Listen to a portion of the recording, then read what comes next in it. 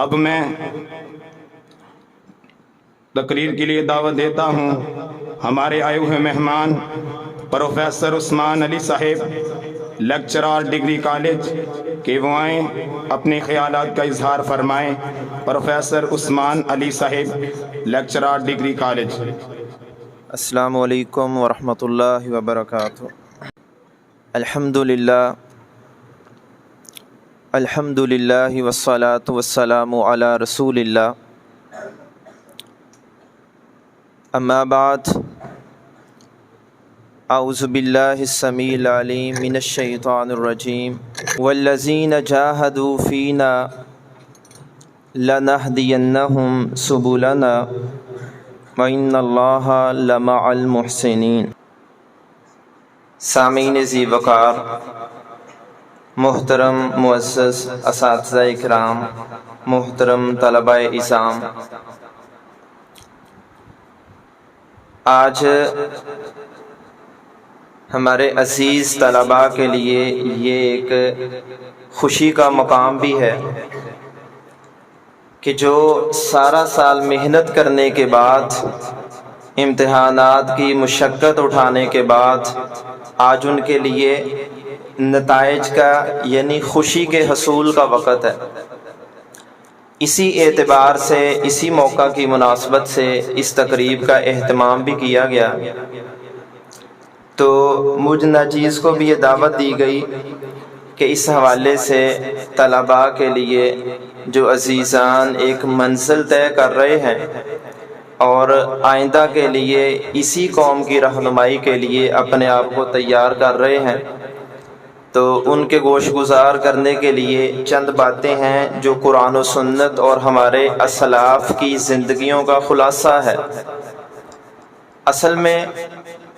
جس میدان میں، جس راستے پر آپ چل رہے ہیں،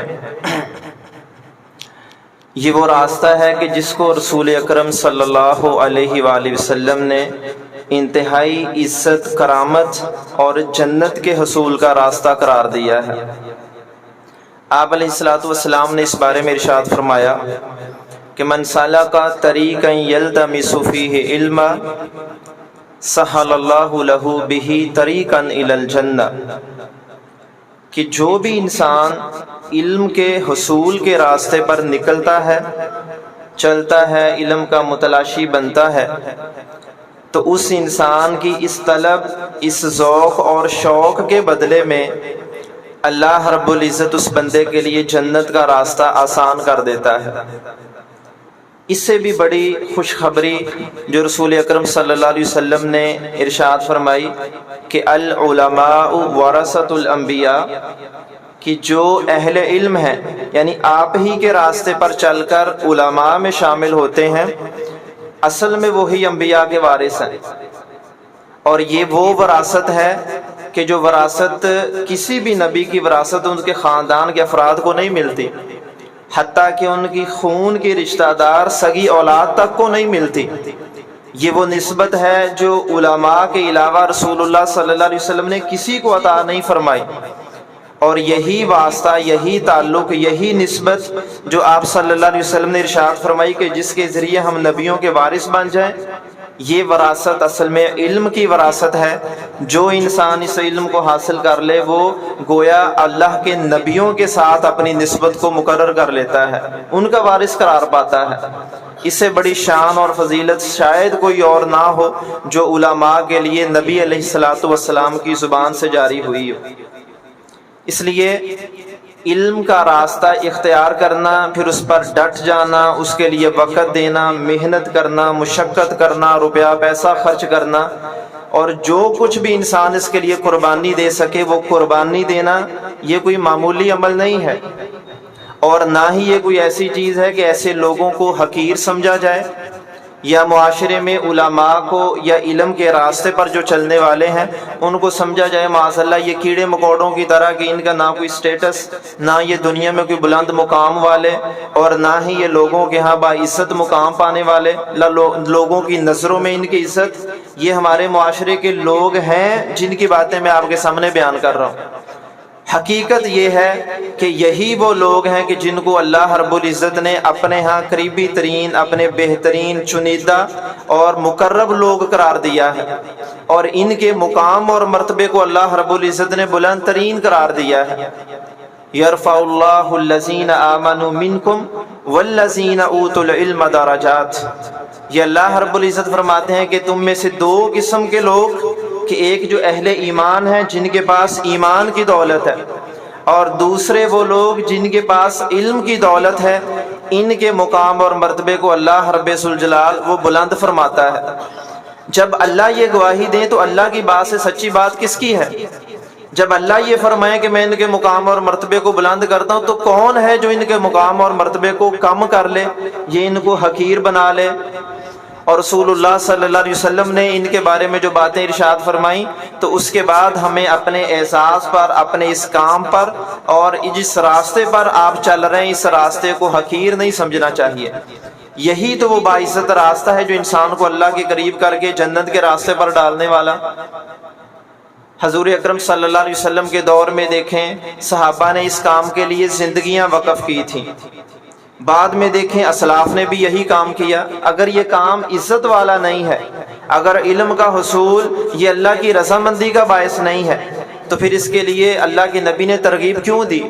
صحابہ نے اپنا وقت اس کے لیے کیوں صرف کیا؟ ہمارے اسلاف نے اپنا مال، اپنی زندگی، اپنی صحت، ہر چیز اس کام پر کیوں قربان کی ہے؟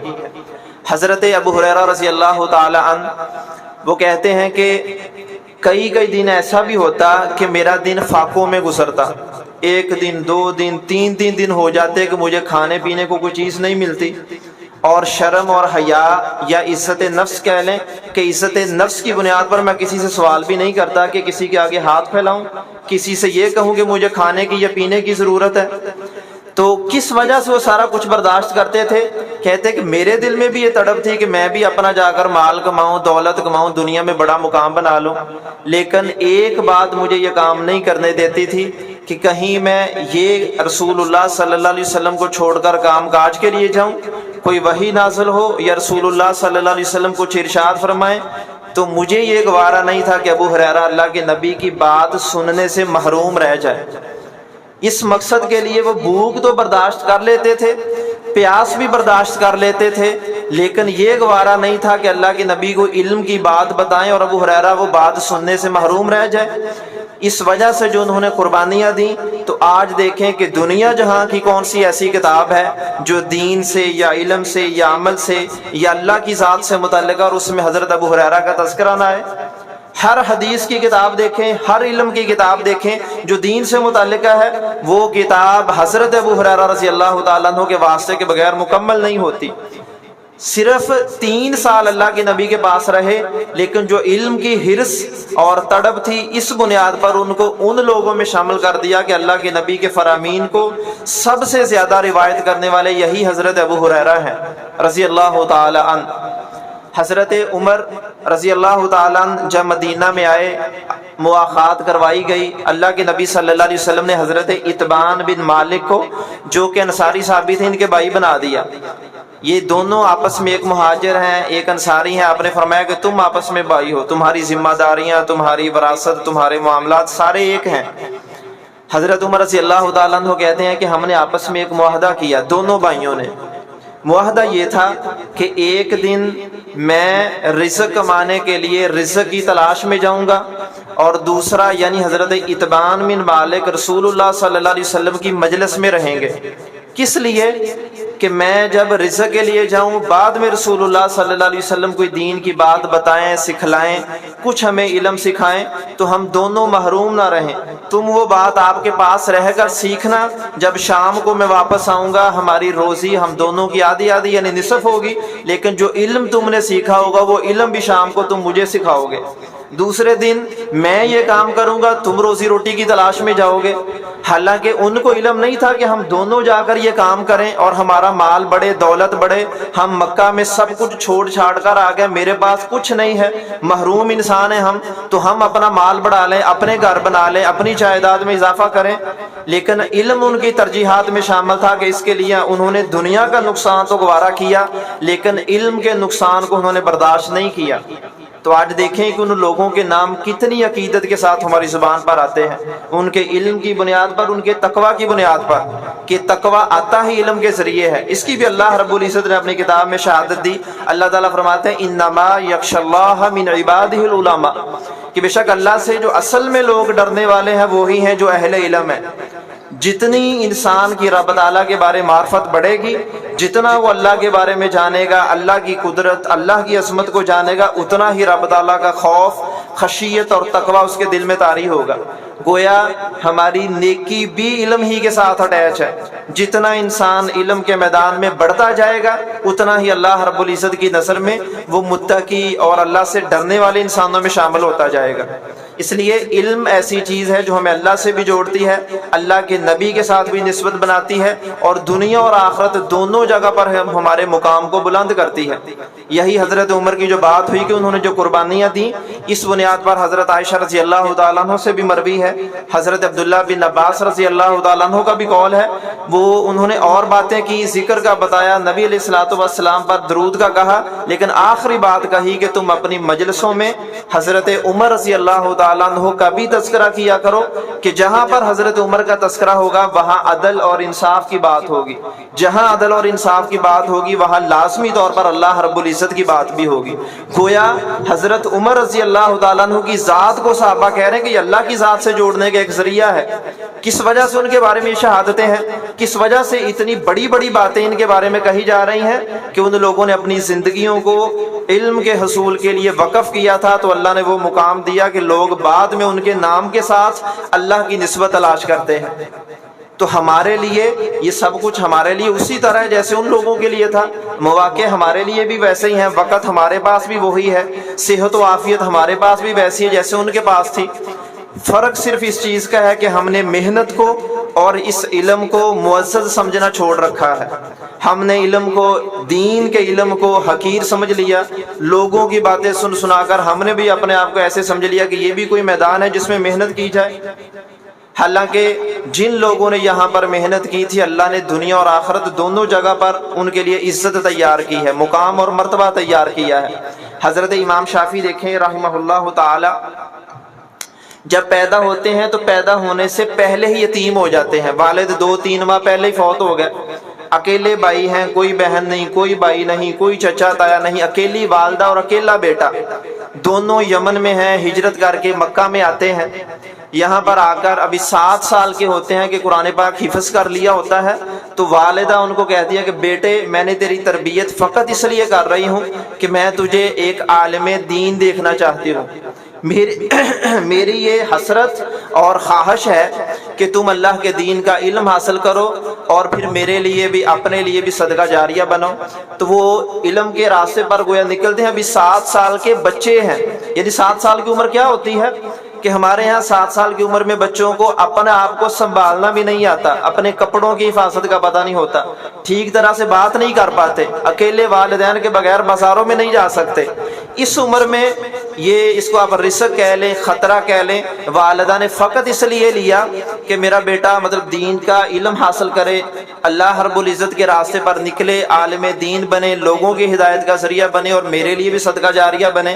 یہ گویا ان والدین کو جن کو پتا تھا کہ عالم دین کی قدر و قیمت کیا ہے یا علم کی اہمیت کیا ہے، انہوں نے بچپن میں ہی اپنی اولادوں کی اس راستے پر وقف کیا تھا۔ تو حضرت امام شافعی رحمہ اللہ گھر سے نکلتے ہیں، اس حال میں جاتے ہیں کہ ایک چادر کے سوا، ایک لباس کے سوا جو پہنا ہے اور چادر جو اوپر اوڑھ لی ہے، اس کے سوا ان کے پاس کچھ نہیں ہوتا۔ اور پھر 1-2 دن، 1-2 مہینے کے لیے نہیں، کہتے ہیں کہ میں پورے 7 سال کے لیے گھر سے باہر رہا، مدینہ منورہ گیا، بصرہ میں گیا، کوفہ میں گیا، عراق، مصر، شام، جو جو علاقے کا ان کو علم ہوا وہاں تک پہنچے، جا کر علم حاصل کیا۔ حتیٰ کہ ایک ایسا وقت بھی آتا ہے کہ علم کے لیے ان کی قربانیاں دیکھیں، حسرت دیکھیں، خواہش دیکھیں، تڑپ دیکھیں، جو آج ہماری نسل میں نہیں ہے۔ امام شافعی، امام محمد رحمہ اللہ ان کے پاس جاتے ہیں اور جا کر یہ اظہار کرتے ہیں کہ میں تمہارے پاس علم کے حصول کے لیے آیا ہوں، اور ان سے وقت طلب کرتے ہیں تو امام محمد کہتے ہیں کہ میرے پاس الگ سے کوئی وقت نہیں ہے، میں تو پہلے سے اپنی ذمہ داریوں میں لٹکا ہوں، اس شہر میں جاتا ہوں، وہاں پر درس ہوتا ہے، یہاں پر کلاس ہوتی ہے، یہاں پر میں نے فیصلے کرنے، جج ہوں، قاضی ہوں، وہاں پر میں خطبہ دینا ہے، یہاں پر میں فلاں کلاس پڑھاتا ہوں۔ تو امام شافعی رحمہ اللہ اس بات سے مایوس نہیں ہوئے کہ مجھے وقت نہیں ملا، بس یہ فقط ایک تڑپ کی بات ہے۔ وہ ان کو کہتے ہیں کہ آپ جب اس شہر سے فلاں بستی میں جاتے ہیں، سواری پر آپ جاتے ہیں، تو آپ وہی وقت مجھے دیں کہ اس وقت میں آپ سے سوال کر لوں، اور وہ پوچھتے کہ تم اس وقت میں کیسے میرے ساتھ آؤ گے۔ تو امام شافعی رحمہ اللہ مثلا ایسے ہی سمجھے کہ جیجا وطنی سے کوئی غازی آباد کا سفر ہے، تو ان کے استاد سواری پر جا رہے ہیں، تو علم کے حصول کی خاطر امام شافعی رحمہ اللہ ان کی سواری کے ساتھ پیدل چل رہے ہیں، اور پیدل چلتے چلتے ان سے سوال کرتے ہیں کہ فلاں حدیث بتائیں، فلاں مسئلہ بتا دیں، یہ آیت کا مفہوم بتا دیں۔ تو انہوں نے اس راستے میں چلتے چلتے وہ علم سیکھ لیا جو علم سیکھنے کے لیے ہمارے پاس سہولیات بھی ہیں، والدین وقف بھی کرتے ہیں، ہمارے پاس ادارے بھی ہیں، فری میں سب کچھ ہے، لیکن ہم اس کے لیے تیار نہیں ہوتے جو علم امام شافعی نے سفر کرتے کرتے سواری کے ساتھ بھاگتے بھاگتے اپنے استاد سے سیکھا ہے۔ یہ اصل وہ جذبہ ہوتا ہے جو جذبہ جب کسی طالب علم میں آ جائے پھر وہ اللہ کی رحمت سے محروم نہیں رہ سکتا۔ اللہ رب العزت نے یہی بات ارشاد فرمائی کہ والذین جاہدوا فینا لنہدینہم سبلنا، کہ جو انسان میرے راستے میں کوشش کرتا ہے میں اس کے لیے اپنے راستوں کو کھولتا ہوں۔ یہ نہیں ہے کہ بس گھر میں بیٹھے ہیں فقط دعا ہی ہو رہی ہے کہ اللہ صبح سو کر اٹھوں تو میں بہت بڑا عالم دین بن چکوں، یا والدین بس اولاد کو کبھی اس بات کی توجہ بھی نہیں دلائی، بس دعاؤں پر ہے کہ اللہ ہمارا بیٹا عالم دین بن جائے۔ فقط دعاؤں کی بات بھی نہیں ہے، اصل چیز یہ ہے کہ اپنی ساتھ کوشش کریں، پھر ساتھ اللہ رب العزت سے دعائیں بھی کریں، تو پھر اللہ ہمارے لیے راستوں کو آسان کرے گا، ہمارے لیے راستوں کو کھولے گا۔ ابن سینا معروف نام ہے، بڑے ایک حکیم تھے، بہت بڑے طبیب بھی تھے اور بہت بڑے عالم دین بھی تھے۔ ہماری اسلامی تاریخ میں ایک سائنسدان، ایک طبیب اور عالم کے طور پر معروف ہے۔ ان کے بارے میں ہے، کہتے ہیں کہ میں نے ایک کتاب کو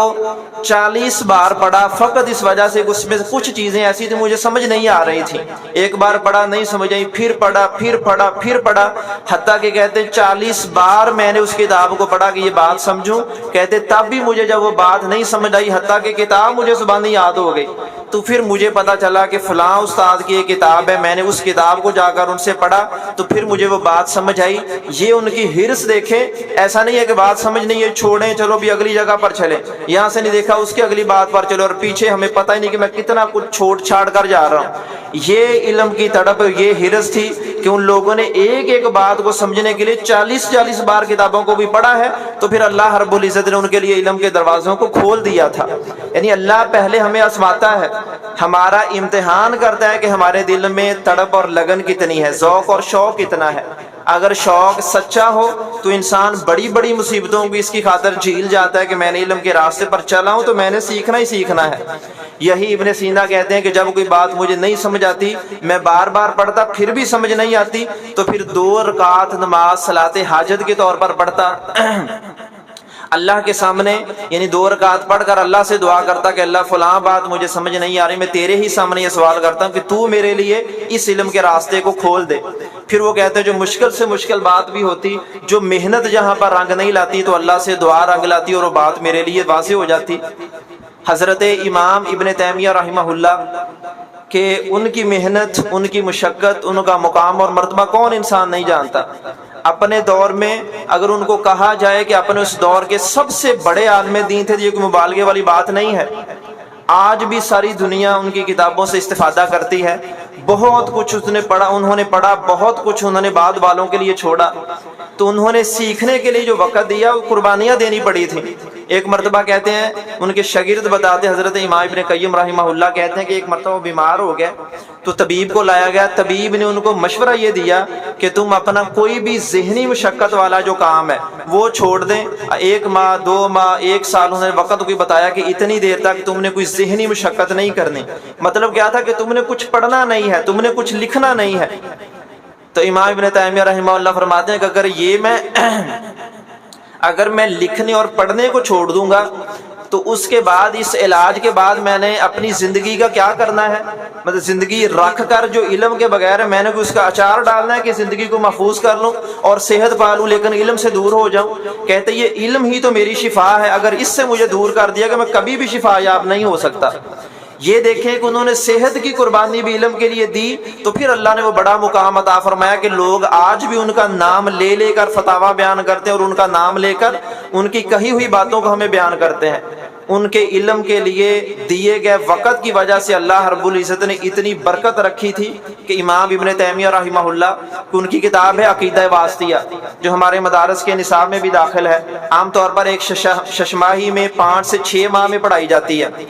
حیرانگی والی بات یہ ہے کہ جو بچے یا استاد پڑھنے میں جس کتاب کو ایک ششماہی لگا دیتے ہیں، 5-6 ماہ لگا دیتے ہیں، اس کتاب کو امام ابن تیمیہ رحمہ اللہ نے عصر سے مغرب کے درمیان میں لکھا تھا۔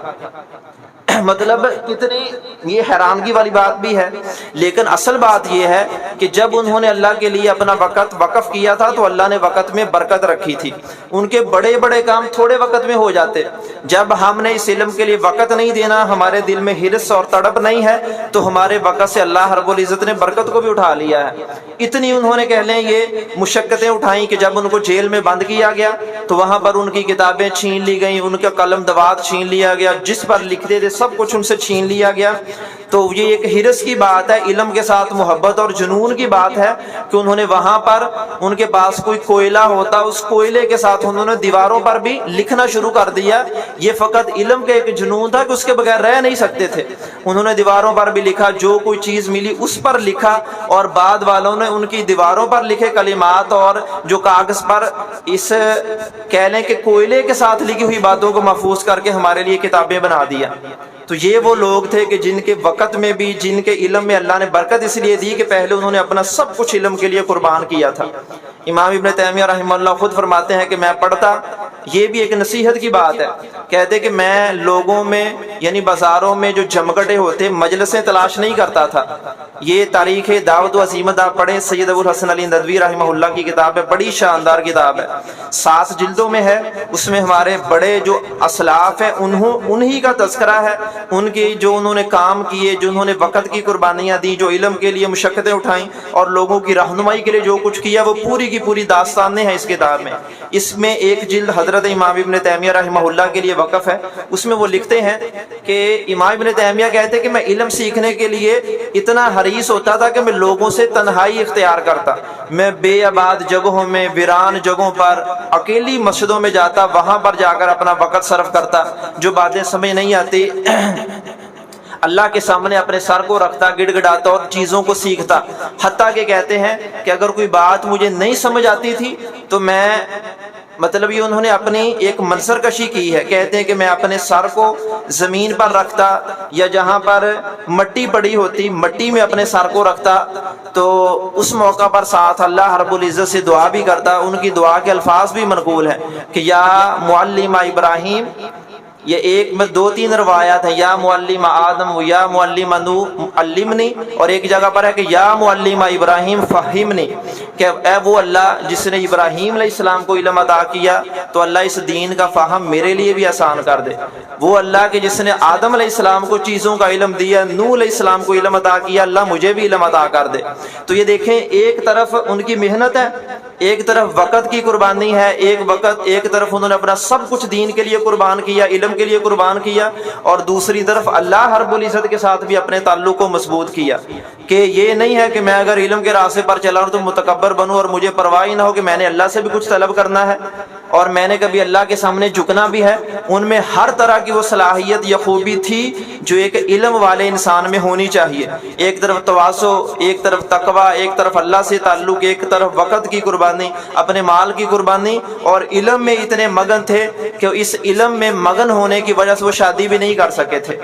تو یہ ان کی قربانیاں فقط اللہ رب العزت کے دین کے لیے تھیں کہ اللہ نے ان کو قبول فرمایا، اور بعد والوں میں ان کا تذکرہ خیر چھوڑ دیا۔ حضرت حافظ ابن حجر رحمہ اللہ تعالی، جن کے نام سے سب واقف ہیں، کہ صحیح بخاری کی جو ان کی شرح فتح الباری ہے، دنیا جہاں میں سب سے بہترین صحیح بخاری کی شرح مانی جاتی ہے، اور وہ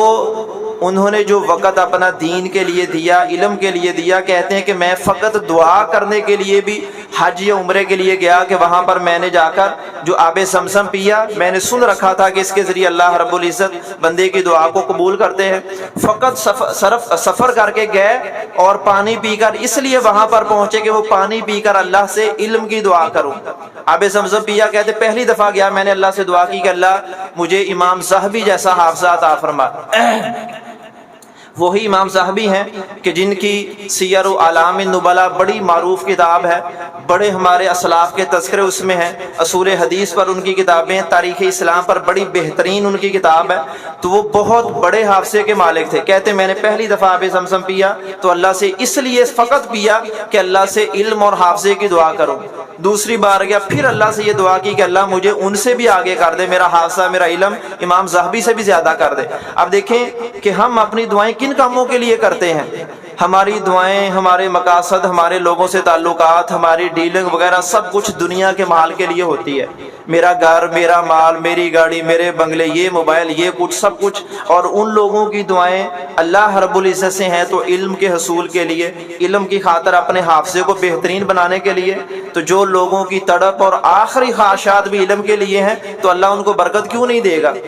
ہمارے لیے بھی یہی نمونہ، یہی عبرت ہے کہ اپنے آپ کو دین کے لیے، اس علم کے لیے وقف کریں، اللہ سے دعائیں بھی کریں، تو پھر اللہ وہ برکت دے گا جو ان لوگوں کو بھی عطا کی تھی۔ حافظ ابن حجر خود فرماتے ہیں رحمہ اللہ، کہتے کہ میں نے میرے وقت میں شاید برکت تھی یا میرے پڑھنے میں، یعنی ان کے تذکرہ نگار کہتے ہیں کہ ان کے یا تو وقت میں برکت تھی یا وہ اتنا تیز اللہ تعالیٰ نے ان کو حافظہ دیا یا پڑھنے کی صلاحیت دی، کہتے کہ انہوں نے ظہر سے عصر کے درمیان ساری صحیح بخاری مکمل پڑھ لی تھی۔ اسی طرح ان کے بارے میں یہ بھی ہے کہ انہوں نے موجم الصغیر طبرانی جس میں 1500 کے قریب روایات ہیں، باسند ہیں، کہتے ہیں کہ یہ کتاب میں نے مغرب اور عشاء کے درمیان پڑھی تھی۔ اب اس کو ہماری عقل شاید تسلیم نہ کرے، لیکن اصل بات یہ ہے کہ اللہ رب العزت نے ان کی قربانیوں کی وجہ سے اور دین کے لیے ان کی تڑپ کی وجہ سے اللہ رب العزت نے وقت میں برکت عطا کی تھی، حافظے میں بھی اور ان کی صلاحیت میں بھی۔ یہ تبھی برکت اور صلاحیت ملتی ہے جب انسان پہلے اپنے آپ کو علم کے لیے وقف کرتا ہے۔ امام وکی رحمہ اللہ جو کہ امام شافعی کے استاد بھی ہے، وکی بن جراح،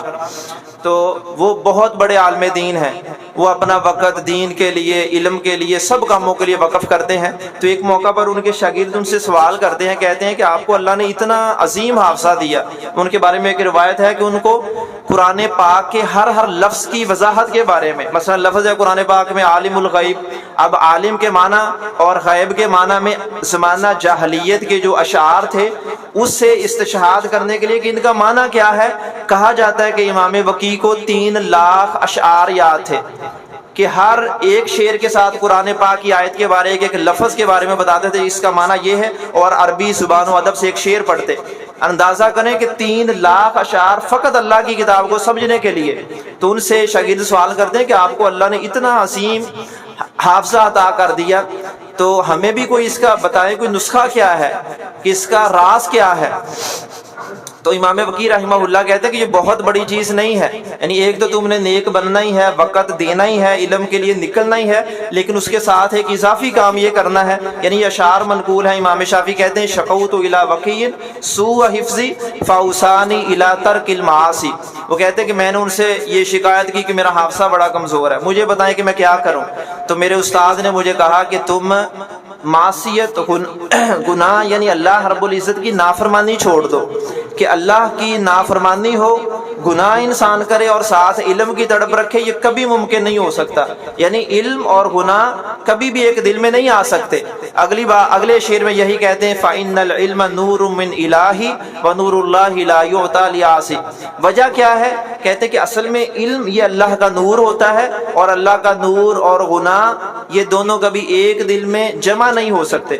یہ ممکن نہیں ہے کہ بندہ گناہگار بھی ہے، اللہ کا نافرمان بھی ہے، اور یہ بھی سمجھے کہ اللہ دنیا جہاں کا علم بھی میرے سینے میں ڈال دے، یہ ممکن ہی نہیں ہے۔ کہتے ہیں علم کے لیے پہلی شرط یہ ہے کہ تم اپنا سب کچھ وقت دینا دو، لیکن اس کے ساتھ گناہ کو چھوڑو، کہ گناہ اور علم ایک دل میں کبھی جمع نہیں ہو سکتے۔ اب بچوں کے سوال بھی دیکھیں اور استادوں کے جواب بھی دیکھیں کہ سب کچھ علم کے بارے میں ہے، اور ایسی بے شمار لوگ ہیں، ان کی بے شمار روایات ہیں، بے شمار تذکرے ہیں جو ہمارے لیے عبرت کا باعث ہیں کہ ہم نے بھی اگر یہ مقام پانا ہے کہ اللہ رب العزت نے جس طرح ان کا تذکرہ خیر بعد والوں کے لیے چھوڑا، ہمارا تذکرہ خیر بھی لوگوں کی زبانوں پر ہو، ہم لوگوں کی ہدایت کا ذریعہ بنے، اور اس معاشرے میں جہاں پر فتنے اور جہالت جگہ جگہ پر پھیلی ہوئی ہے، ہم ان کی ہدایت کا ذریعہ بنے، ہماری اولادیں ان کی ہدایت کا ذریعہ بنے۔ تو اس کے لیے پہلا کام یہ ہے کہ اپنے آپ کو یا اپنی اولاد کو اللہ کے دین کے لیے وقف بھی کرنا شروع کرے۔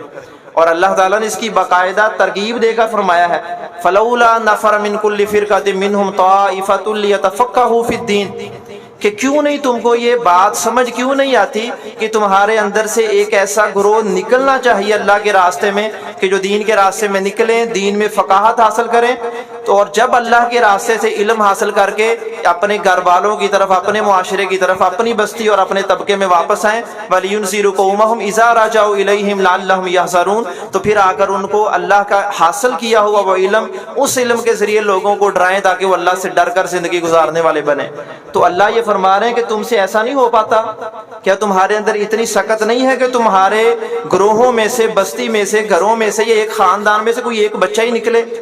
ایک گروہ یعنی ایک پورا معاشرہ، اللہ کہہ رہے ہیں وہاں سے ایک گروہ اللہ کے دین کے لیے وقف ہونا چاہیے۔ تو ہم کیا اپنے خاندان میں سے ایک بچہ اس کام کے لیے وقف نہیں کر سکتے؟ یا اگر جو بچہ اس کام کے لیے آیا اس کو عبرت پکڑنی چاہیے کہ والدین نے مجھے اس کام کے لیے بھیجا، تو کیا میں اپنی زندگی کو ضائع کر دوں؟ فقط موبائل پر کھیلنا، فقط بازاروں میں چلنا پھرنا، گپ شپ لگا لینا، سوئے رہنا، یہ کام وہ نہیں ہے جو آپ کو عالم دین بنا سکے۔ یہ تو انسان کو یعنی سستی میں ڈال کر اتنا پیچھے لے جائے گا، نہ آپ علم کے راستے کے لیے رہ جائیں گے یا دنیا ہی کے راستے پر چل سکیں گے۔ ہمارے تو ائمہ اسلاف ایسے تھے، حضرت ابو حاتم رازی رحمہ اللہ وہ کہتے ہیں کہ میں فقط اس ڈر کی وجہ سے کھانا تھوڑا کھاتا تھا کہ زیادہ کھانے سے جسم پر سستی طاری ہوتی ہے اور سستی سے نیند آتی ہے اور میرے لیے علم کا وقت کم ہو جاتا ہے۔ کہتے ہیں میں کھانا بہت کم کھاتا تھا کہ اس کے ذریعے میری نیند بھی کم ہو جائے اور میں زیادہ وقت اللہ کے دین کے لیے دے سکوں۔ یہی ان کے بیٹے عبد الرحمن ہیں، یہ باپ بیٹا دونوں ہی اللہ کے دین کے لیے وقف تھے۔ عبد الرحمن بن حاتم یعنی جن کو ابن ابی حاتم کہتے ہیں، اصول حدیث میں بڑا معروف نام ہے، کہتے ہیں میں اور میرے شاگرد علم کے لیے ایسے اپنے آپ کو وقف کیا تھا کہ ہم ایک شہر میں 100 دن کے لیے رہے۔ تو کہتے ہیں ہمارے پاس کبھی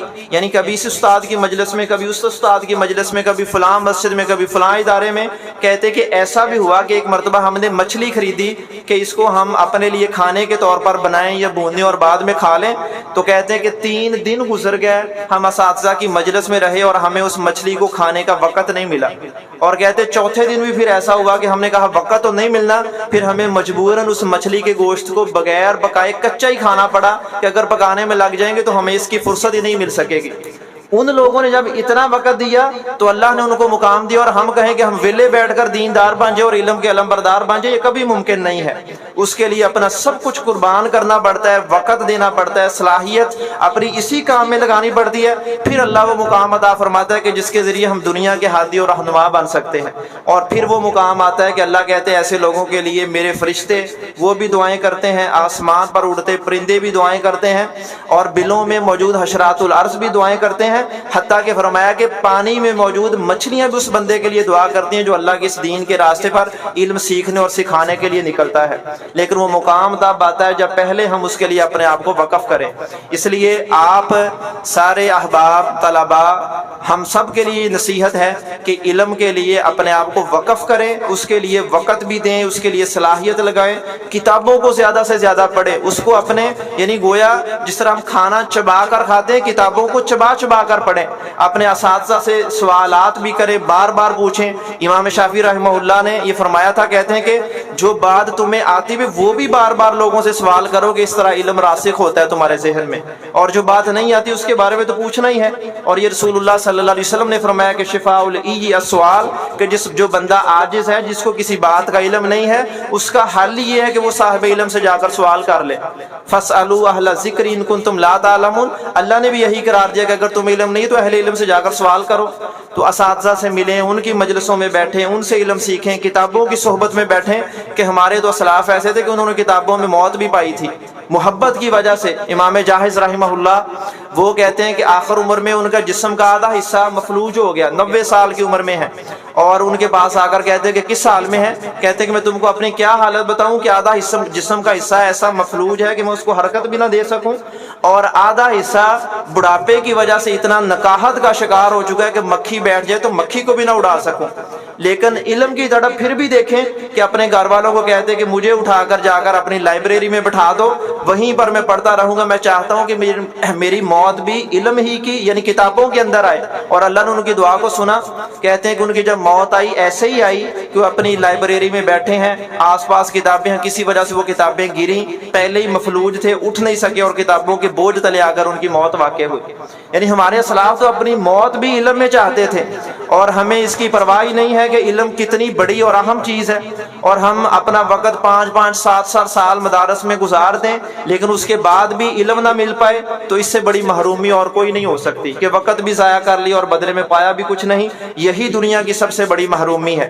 تو اللہ رب العزت سے دعا ہے کہ اللہ تعالی ہمیں علم کے لیے اپنی کوشش اور اپنی محنت سب کچھ کرنے کی توفیق عطا فرمائے، ہمیں اللہ تعالیٰ اس راستے میں اخلاص بھی عطا فرمائے، زیادہ سے زیادہ علم کے لیے اپنے آپ کو لگانے کی اللہ تعالیٰ توفیق عطا فرمائے، اور بدلے میں اللہ تعالیٰ علم کے راستوں کو ہمارے لیے کھول دے۔ وآخر دعوانا ان الحمد للہ رب